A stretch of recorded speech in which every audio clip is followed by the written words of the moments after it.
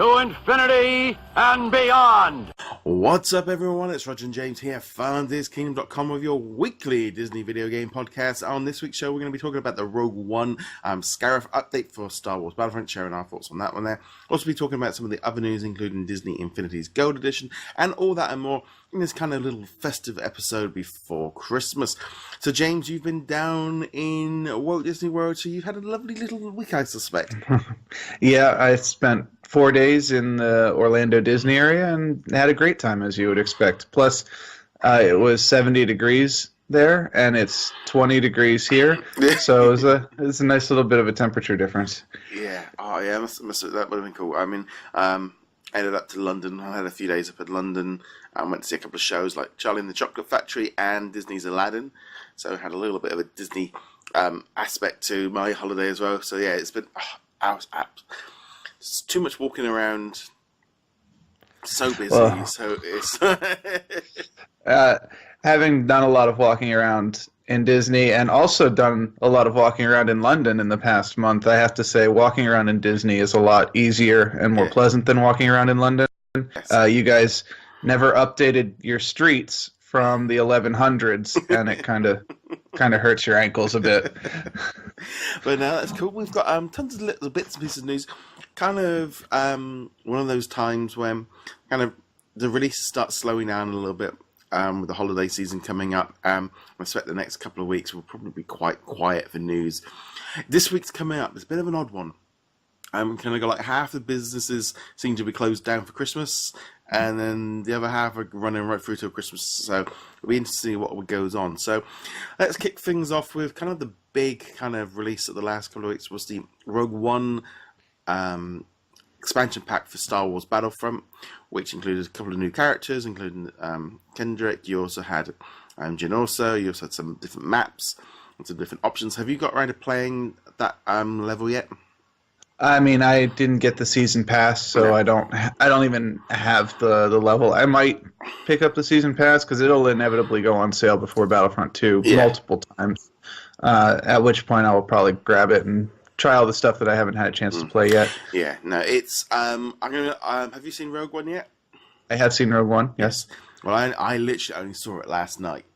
So awesome movie. Not going to go into spoilers, but yeah, they do get the plans, but. But they don't.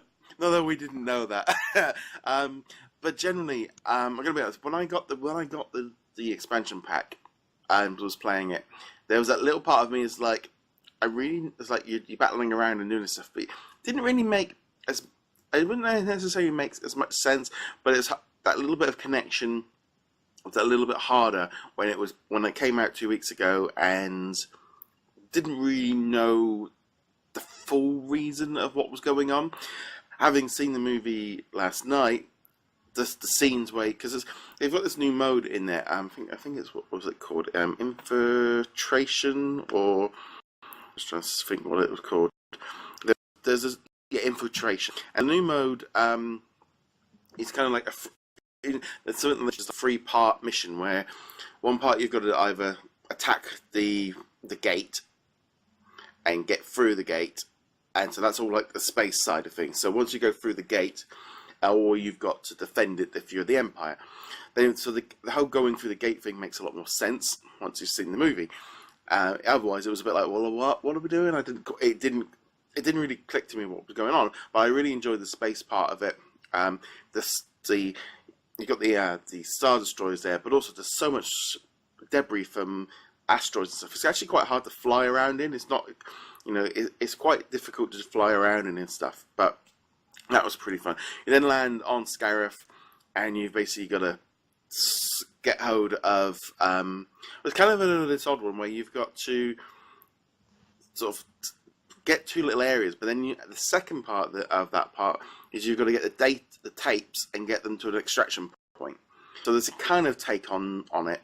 But it's a lot of fun. I love how they do that with these. When they started introducing it, it's trying to bring that story aspect where you do complete one mission, and if you succeed in that, or your team succeeds in that, you then move on to the next one, and if your team succeeds at that, it goes on to a third part before you finish it. So it's a much longer level going through the victory side of things, And it can take 20, 30, 40 minutes to do the whole, and I've really felt that that's been a good improvement, and it kind of gives you like a story mode, and you're playing in for a while, and it's a lot of fun. The Scarif map is beautiful, kind of reminds me of being on a Mexican beach.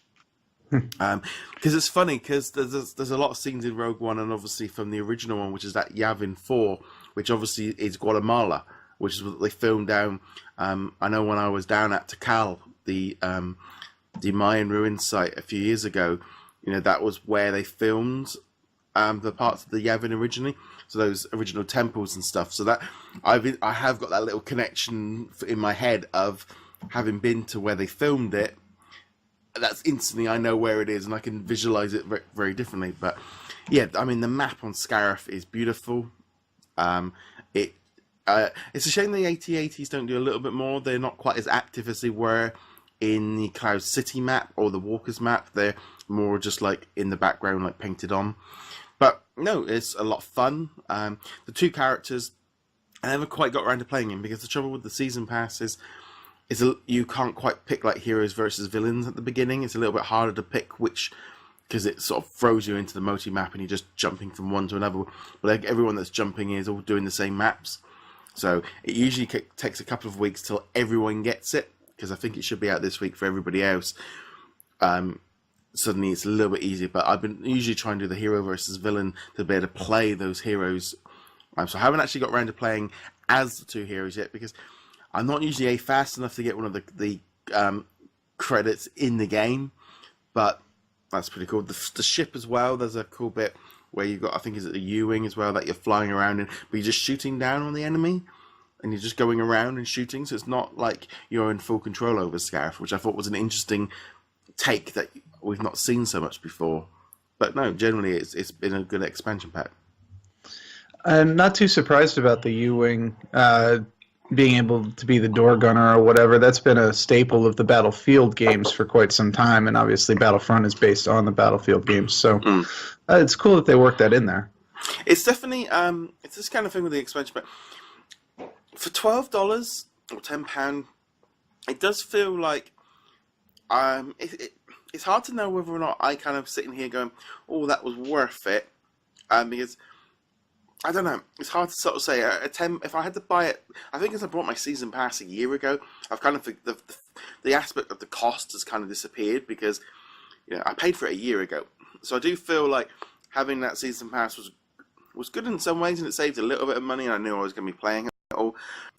But £10 or so for these expansion packs, I'm not entirely sure if, I mean, you obviously get the new maps, you get the new modes and the new characters. It's that hard thing of going exactly, is that quite worth that amount? Is it a little bit too high? But at the end of the day, this season pass this year has delivered 4 great packs. The game now is so much better than it was a year ago.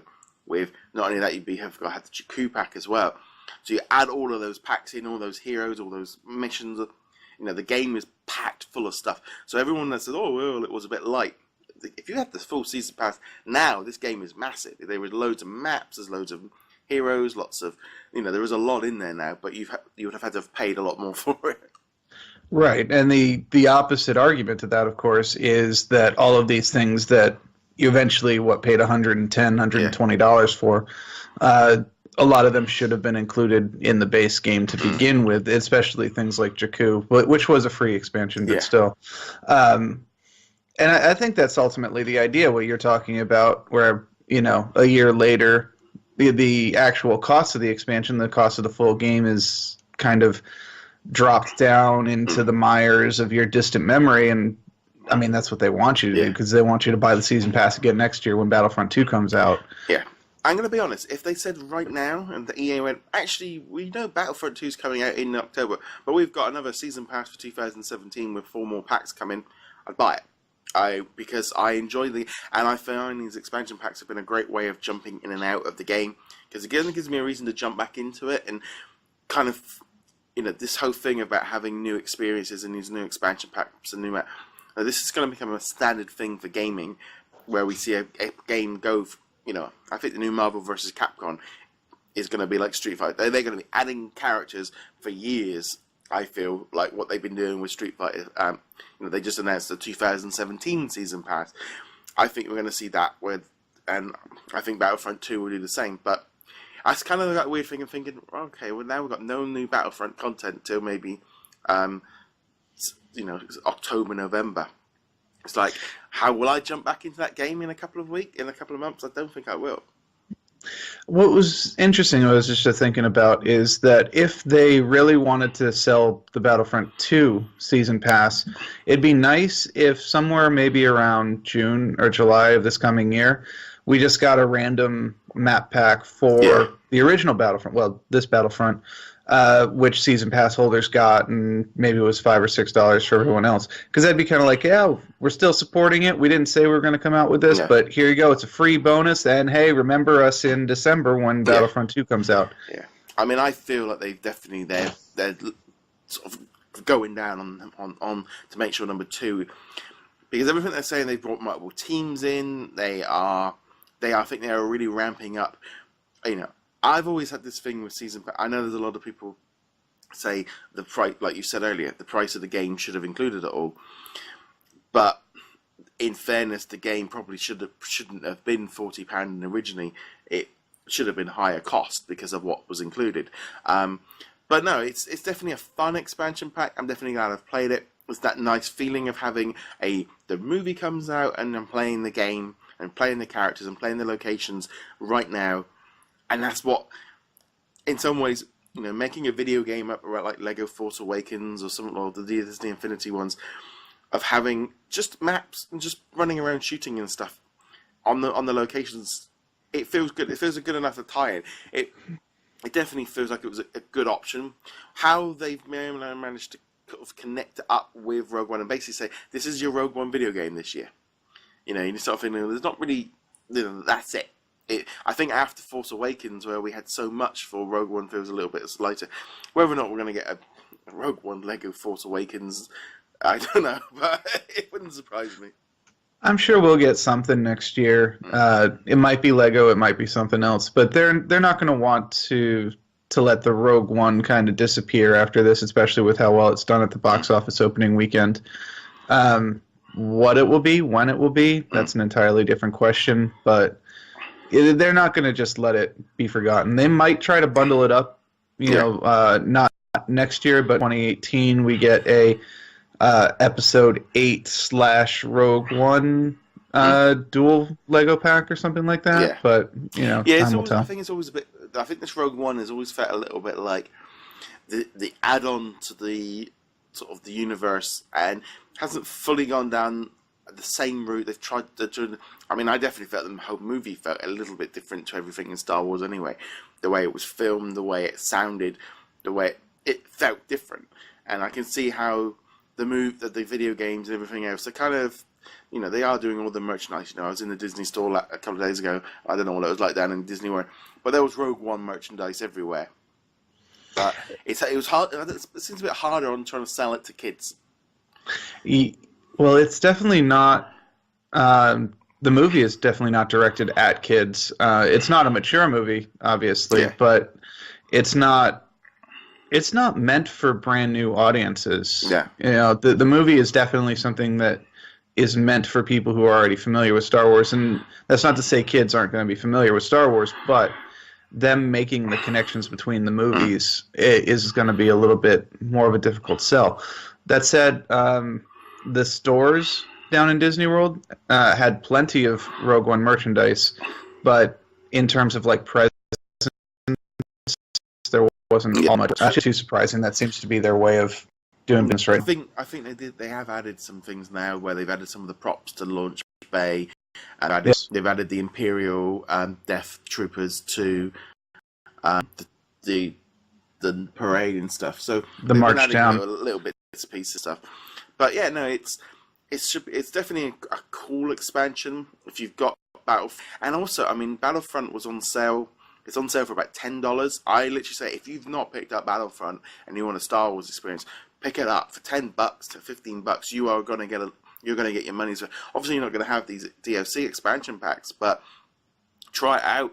And if you like it, you've still saved a fortune from a year ago. But I know they brought out the Ultimate Edition, which is $40 or $50 and includes all the season passes. If you haven't picked up Battlefront and you like, it's the trouble is, I don't know whether necessarily with, especially with the shooters, for Rogue One, obviously it's a good tie-in, but November was so heavy on the shooters with Call of Duty and Battlefield and Titanfall 2 that it does feel like EA was like, right, we're not really pushing Rogue One too much. It will sell itself.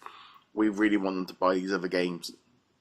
Right, and that's definitely something to keep in mind, especially because Battlefield 1 they've been pushing really hard. The other thing, of course, to keep in mind is if you are primarily a single-player gamer, they still have not added a significant single portion to Battlefront 1. They added a couple things like the survival mode and whatnot, but if you, like me, are primarily single-player, even at $10 or £10, it's a hard sell. Yeah. I definitely would say it's definitely worth a picking up. But that kind of wraps up the Rogue One stuff. There has been a few other bits and pieces. I think Rogue One, they added the droid to Castle of Heroes. There has also been a number of Star Wars sales on the different platforms, on Steam, on Apple, etc. over all their games and purchases. Nice little tie-in, nothing really much too there. It's like the PC stuff. I keep looking at these ones on the PC and going, these big bundles of games. I'm just not going to play it on my PC. It's just not it. I'm just still waiting for the thing. Bring the Old Republic to the console, then that'll be me sorted. I just don't like playing on the PC. But yeah, I don't think that's going to happen. No. The Old Republic is too big of a game. In terms of just the amount of content, the amount of resources required to run it in its current state, I don't think it's console worthy. That said, I wasn't expecting them to bring the Star Trek title over to the consoles. And we talked repeatedly about Marvel Heroes probably coming over, and that's got a lot of. Yeah, so go ahead. I was just going to say there's quite a lot of stuff has kind of been kicking up on the forums and the Reddits with that one, because I think one of their members of staff put something up on the forum where they said about one of the characters on the PS4 looking jaggy or something like that, and of which that's since been edited, but that's a lot of people then jumped on the fact that was essentially a confirmation that this one version is probably going to be coming up. The update to the game hasn't fully come in. It's on the test center. I mean, we all know, I think you can read between the lines on what they've been doing to the game, but yeah, I'm expecting kind of some announcements when they rebrand it next, because obviously 2016 they're going to have to rebrand it, pretty soon as we start the new season, and I think rebranding it and relaunching it as coming to consoles is going to be the big kind of selling point on that one. Yeah, no question, and the console market is huge, and other than the re-release of Marvel vs. Capcom 3 a couple of weeks ago, we haven't had any Marvel games at all, and the Marvel Universe is more popular than it has ever been right now. Yeah. So they want something there, especially something that they can just keep generating new content for, like you were talking about earlier, where you buy the 2017 season pass and get XYZ characters. Yeah, they want that in front of console gamers, and they will make money hand over fist for it as long as the optimization for the game is good. Yeah. Honestly, you sit there last night and we had the Logan trailer, we had the Guardians vs. Galaxy Volume 2 trailer. We've also got, was it Black Panther out, and have we got another? I'm just trying to think if we got another. Well, we got Spider-Man Homecoming had a trailer. Yes. Black Panther's still like 2 years away, so I don't think there was a trailer for that. No, it was more about, I was thinking more like movies, but yeah, like you're saying, we've got a few big Marvel movies out next year which are going to tie everything into, but yeah, so I think also with the Marvel games, I know stuff still keeps going on with the Avengers Academy. I keep seeing characters popping up on my Twitter feed, but there seems to be so many of them, it's kind of hard to keep up, and they've had some really weird costumes. Yeah, I'm watching it. I refuse to play it because, as we've talked about, their monetization scheme is predatory as all get out. But they've introduced the A-Force characters, which is the all-women Avengers team. So we got like She-Hulk and Captain Marvel, and Singularity and characters like this, and then Wasp has like an Archer costume, not Archer the TV series, but Archer like a bowman, and Yeah, I don't really know what's going on with that game, but I'll give them this. They are constantly pushing out content, so definitely. good for them. So there's been lots of little. I think really the Doctor Strange was kind of the major one that they'd all push for. And like I say, this is the holiday season. We're not gonna. I've still been playing quite a bit of Marvel vs. Capcom in the evenings and bits and pieces like that. Jumping now to Kingdom Hearts. Obviously, they've been doing some bits and pieces with the Unchained Key, the mobile one, but I don't tend to play that one too much. It was too big on my iPad, so I had to delete it. But Kingdom Hearts 2.8, 1.5, and 2.5, where they had little trailers during the Jump Fiesta event in Japan. Nothing really too much has come out of it. I mean, we've got the prequels, and there's not really been a huge amount, just previews, just kind of getting ready, because that 2.8 is literally about a month away from being released. So yeah, it's just a little bit of a final push. There wasn't really, like I said, and it's hard to kind of push that there's going to be anything new for 1.5 or 2.5 because it's just literally a remaster, so there's not really too much on that. But we did get to see some bits with a new trailer for Kingdom Hearts 2.8, where it's some customization of Aqua, which then I think adds on to the idea of maybe what that DLC content was that was kind of shown off. And just in general, just a few little bits and pieces. I'm really kind of quite excited about this one here. I think having the 0.2 that I played on demo was amazing. It looked amazing. You've obviously brought Kingdom Hearts up to the PS4 generation. This will be the first kind of full PS4 experience for Kingdom Hearts. So I think this one's going to be a lot of fun. Yeah, as we've obviously talked about in the past, I'm going to wait to get 2.8 until the 1.5, 2.5 remix is available on the PS4. But yeah, looking forward to playing through the whole thing, over the course of like 5 years. But yeah, I've been playing Kingdom Hearts 1, the remix version. I've chucked in at least another 10 hours in the last couple of weeks. I'm slowly, and there is that thing. It's like you're playing it and you're going, okay, I'm just taking on Ariel, and I've just taken on Ursa, and now I'm taking on Captain Hook, and it is a lot of fun. But I am sitting here going, right, there is no. I wanted to get through it by Christmas, but with holiday, I'm moving house this week, trying to get through it because I know I'm going to get some games next week for Christmas, so that's going to keep me going till that game comes out. But I have just decided, don't worry about the story, it'll all make sense. Jump into 0.2, then jump into Dream Drop Distance. That should keep me going right through.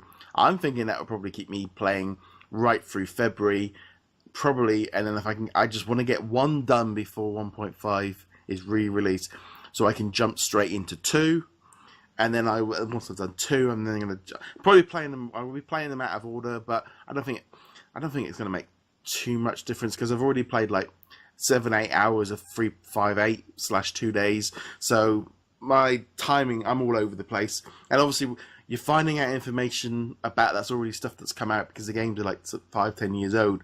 So spoilers are out there, and they're all being discussed on the Facebook groups and stuff. So yeah, I don't think we can pretend to be upset if we get spoiled on events from 1 and 2 and all that stuff. That's just but it not reasonable. They got all the videos as well that I probably should watch because, like I said, I've got 1.5 and 2.5 on the PS3, PS2 version on my PS3.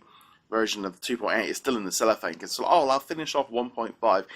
That kind of thing of like never really fully grasping how long each of these games were, and a 30-hour game, 1 or 2 hours. Sometimes you can play for an hour and you go, well, I haven't really done a lot, but you progress. I mean, if I didn't have a guide telling me where to go, I'd probably be on this game for 100 hours because it's like I'm in this level when you've got to go all the way back to somewhere else and pick something up. Well, how am my brain doesn't want. If I see it written, oh, you need to go get that. I think I'm so used to games now pointing you to where you've got to go, and you've got the little things that are going, oh, right, this is where I need to be. That's what like playing Watch Dogs. Yeah, you're so used to doing fast travel, and you just follow where you're going. The dynamics of video games have changed a lot since the first Kingdom Hearts came out, and there's definitely that sense of the old school JRPG where you're just kind of like, all right, what am I supposed to do now? Yeah. I don't have the slightest clue, and you would visit literally every single town in the game, talking to every NPC, just looking for that one clue for where you're supposed to go. Yeah, I was never very good at that. I don't think most of us were. No. People who say they were, I think, are either misremembering the past or lying. There are certainly people who were good at it, but I think most people had to call up, say, the Nintendo Power Hotline at some point as a kid. Yeah. Have you played? Have you tried out that new Super Mario Run game this week? I have an iPhone, but it's for work. I'm not sure how much they would appreciate me downloading games on it, so I haven't tried it now. I haven't purchased it, but there's a lot of this. I mean, it seems cool. Kind of feels weird that you're not controlling him properly because you kind of want to go back. You miss something, and you're like, I can't. You have to keep running. Very, very good. I do like the fact that it's just you can have a couple of levels, and then you have to pay for it. And there's a lot of. This is where I've been reading a lot of discussion about how, for a lot of like games writers and games players are saying, look, this $10 is a good purchase. You know, you've got lots of levels. This is a high quality mobile game. This is one of the cheapest Mario games that's ever been released. But then there's a lot of people going, and they're like, so the newspapers and stuff going, oh, but you've got to pay for it. It's like, it's a video game. That's what you do. But you can see how the mobile game is really struggling with this concept of paying for an app. It's like, yes, the what? What do you mean I have to pay for it? And you can really see that difference. And what's really funny is people who are complaining about paying a $10 upfront cost would probably more than likely end up dropping $25 or $30 if it was like 50 cents for a new life. I don't know what you'd have to do for this, but like, I can only play it 5 times in an hour, or have to wait for a recharge, and then they'd end up dropping like $1 to get 5 more. They'd absolutely spend more than $10 on it. So yeah, our minds have definitely been skewed by mobile gaming, and this is what they want, of course. This is like where, I don't want to spend $10 on Mario, but I'll go over and play Disney Magic Kingdoms and drop $15 to get Olaf and Sven, who are only useful for this one event, and then do it again 3 months from now. Yeah, I mean, as I said, we will jump onto that Disney Magic Kingdoms, which has added the Frozen event. I'm going to be honest, I have been playing a lot of the game over the last week or two since the event kicked off. I did buy Olaf because it was 50% off. I think it was a couple of bucks. I think it was about £2-3, and you got a load of gems. And I was a little bit like we've said before, sometimes when these things come along, you throw a couple of quid at a game because you are playing it. You're enjoying it and you want it. And I haven't brought a character since Frozone. So I didn't bother with Zero because I didn't really like the character. But Olaf's like, it's a cool character. I'm going to be playing this thing for a month. Have you been playing this new event? I have been. I also picked up Olaf. I think it was 150 gems, which I just happened to have already, so I didn't have to buy any new ones. I bought him mostly because I was in Disney for 4 days, and I didn't want to have to worry about having to check my phone every 20 minutes to send out new mission updates. And with Olaf, I felt like everything that's happened so far in the event, I think they just released Kristoff, and Elsa is like about a week away. It's been a very laid-back event. I've done almost everything that the game has offered so far. I'm up to date on all the missions. I've unlocked all the characters that are available except for Sven, who is a premium character.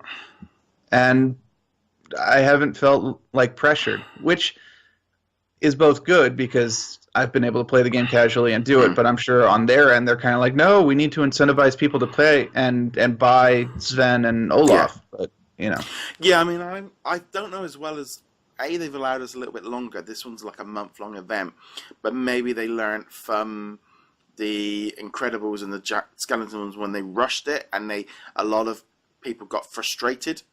And therefore, if you make people frustrated, it's all very fine having that speed factor to get all these characters.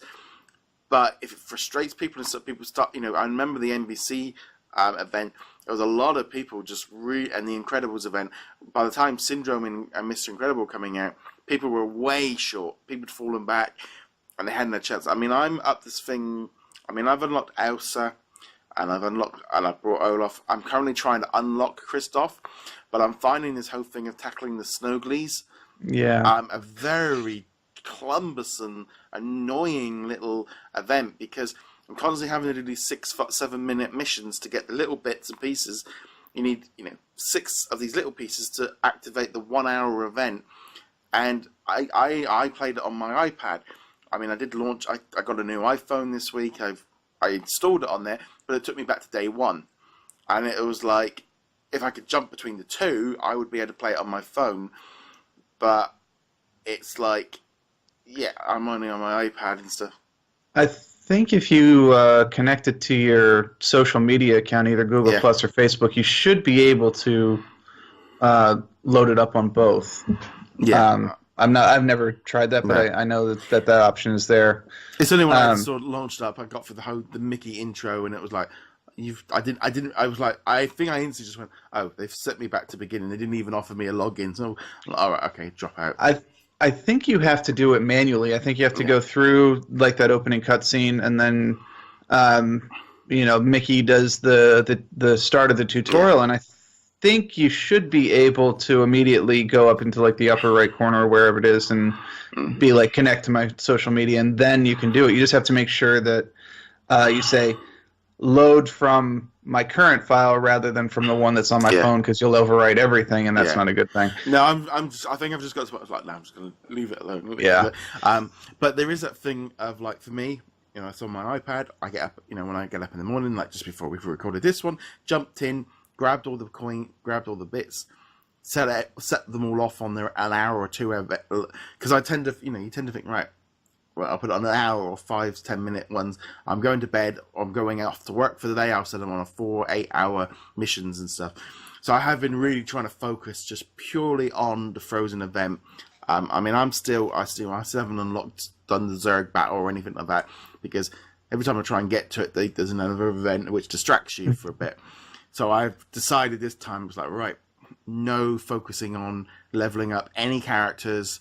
Forget your other characters exist. Just focus on the Frozen events. Get your coins up. And it seems to be, I don't feel like, I know some people are unlocking Kristoff and they're getting somewhere, but I'm not feeling that full urge that I don't feel too far behind. Yeah, I mean, you still got, I think, I didn't check it this morning, but I think like 6 or 7 days before Elsa becomes unlocked, and then a little bit longer before the battle with Hans unlocks. Yeah. So there really has not been a sense of, man, I need to be checking every 10 minutes. Yeah. Except for these stupid snowflakes, which you were talking about with the snowgies and whatnot. It's like, I've got to send, 3 or 4 characters out on... Yeah. Actually, it's more like 6 characters, because there's 2 different items. You have to get these 6 or 8 minute missions and then send them on an hour. And that definitely, I can be like, I'm not staring at my phone all day. I'm not going to interrupt my thought process every 8 minutes to send these people out on missions. Yeah, that one I'm fine. I have been finding that one a chore. But also, I did have a thing as well. I had to go in and basically I removed all the decorations from my park. I started moving my things all around because I couldn't get in the building I needed to build. And I looked at it, I've got so much decorations just randomly plastered when I started the game. I haven't done any gardening while I was right, move everything around and make some space because I'm running out. But no, I've been enjoying the game, playing it. I do think the events do seem to add that content to it, and it's looking good. Yeah, I've been enjoying it so far. So yeah. I think that's pretty much it. I don't think they've added any other ones. Disney Infinity Gold editions. That one there has come in on Steam.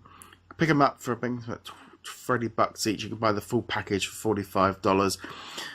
You get all the play sets, all the power discs, all the figures with each version. And obviously, if you get 2, you get all of ones, and if you get 3, you get all of the previous characters and power discs. So if you're only going to do one PC version, pick up 3, and then you're going to get all the characters. But probably not all the characters. No, you don't get the Marvel Battleground characters. You only get everything up till sort of February 2016. There has been a little bit of issues where some people haven't, they said that you were going to be able to get all the characters if you logged in and you'd unlocked stuff. But I think it was basically, if you didn't buy it through Steam, you didn't unlock it. I think that's the basic, Right. Seems to be the way that it worked. If you did a web code or you unlocked it for your console, it did not count. Which is a shame. It was a little bit of miscommunication. But what I like about these packages is that they've essentially cemented the game as history and they're now playable. In 10, 15 years' time, if you want to play that Star Wars Battlefront, Pirates of the Caribbean level, you can buy the PC version. That PC version is going to sit there for ages, and probably by then it will just be able to download on your Xbox 17 by then, and you'll be able to play it. And I don't think we're ever going to see this on the console versions right now because there'll be no interest in doing it. But I like the idea now that Disney Infinity has been sort of basically put in a little time capsule that it is available if you ever wanted to play those stuff. Yeah, and I mean, if you're looking for them to fix any of the issues that already existed in the PC games, they didn't. These are basically straight up the versions that are already out, just you don't have to unlock any characters. I personally wasn't surprised that you had to have purchased them from Steam. I think it did say that somewhere, that the purchase had to be made through Steam, but I know a lot of people don't read the fine print. Yeah. But it makes sense, because Steam doesn't have any way of verifying if you've bought stuff through the website or if you bought stuff through the other PC versions. I had no idea how they expect that to work.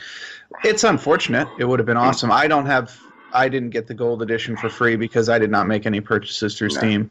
I almost did. I almost bought like $5 worth of stuff way back in the day, and I would have Disney Infinity Gold if I did. But I think the only one that I would have been close on would have been the Tron that I brought, but I brought them on the iPad, so that didn't really kind of count. Personally, if you've got the console versions, don't worry about it.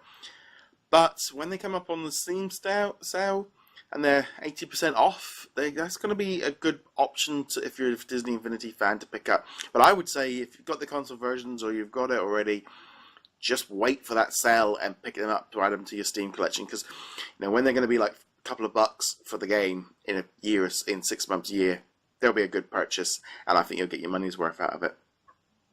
Yeah, absolutely. It's never gonna not be the game it is now. So no. It's a nice little kind of ending for that to kind of kick in with. Well, I think that's pretty much going to wrap up this week's show. Thank you, James, for joining me once again this week. Obviously, we have got Christmas coming up this week. Next week, we are going to be discussing all things 2016. We're going to be recording that episode pretty much straight away, so you'll have that. So you are going to have an episode next week. We'll be back live in 2 weeks, and I'll be in a new location because I'm moving house today. Yes, good luck with the move. Yes, so I'm just glad my internet wasn't cut off this morning. It was like... It felt like mine was this morning. I had to restart my computer a couple times before we got going. There's always going to be an issue. So I'm hoping in 2017 my broadband is being upgraded. I have a nice little box down there ready to install in my new house today. So we hopefully have a few different changes, and we can sort of fix a few little issues, and maybe even attempt to try and go live once I've got high-speed internet. But we will see how that works. After a few experiments. We have to drop all the mature content that gets cut out of the editing if we do it live again. I mean, the after show is just crazy. So so that should be good. But anyway, guys, hope you all have a really good Christmas. I hope you all get the presents you want. Hopefully, you got some new video games. Let us know what you guys got. And we shall see you guys next week. And we shall check us out over at DisKingdom.com. If you are listening on to YouTube, make sure you subscribe. There's been some issues with YouTube kicking it in, and if you're on the audio versions, you can subscribe there. James, have you updated your MySpace site or anything yet? Well, I did add some sparkles and flash to my MySpace, but other than that, I'm not currently accessible on the internet. So all of my mountains of fan mail should be sent to at DisKingdom, and Roger will send them to the appropriate location, which I believe is the incinerator. So, anyway, guys, thank you very much for watching, and we'll see you guys soon. Laters.